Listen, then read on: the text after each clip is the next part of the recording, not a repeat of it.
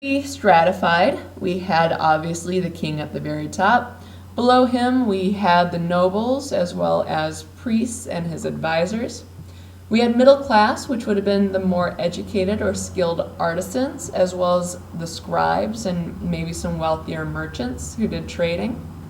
Then we had the lower class, which was the majority, the vast majority, probably almost 90% of society fell in this. And they were primarily the farmers. And then at the very lowest, we would have had the slaves. And most of the slaves would have been taken during war times, or they were slaves to pay off debts. So it's not slavery like we think of today. They probably actually lived a pretty decent life. Now what's interesting with this to note is that there was some level of movement. We call that meritocracy, where a person could become educated and could move into a higher ranking position. So for instance, school to become a scribe was open to everybody. The son of a farmer could go to school, become a scribe, and move into a high-ranking position. The problem is you had to pay for that education. So obviously, if you were the son of a farmer, you probably couldn't afford it. And also, your dad needed you to take care of the farm anyways and couldn't lose your labor. So it was rare that mobility actually happened, but it was somewhat of a free society that way.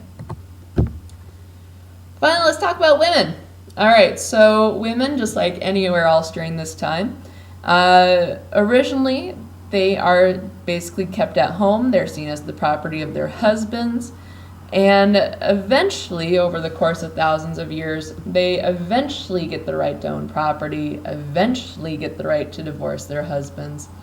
But primarily, they're completely under the control of their husbands even during that time.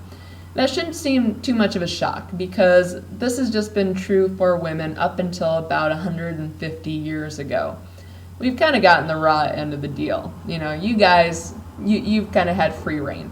So even in places like United States and Europe, women were considered their husband's property until the mid-1800s. So this really isn't that shocking. But women in Egypt probably had more rights than Mesopotamian women. We know they had more rights than Greek women and Roman women, and we'll talk about that in the next unit.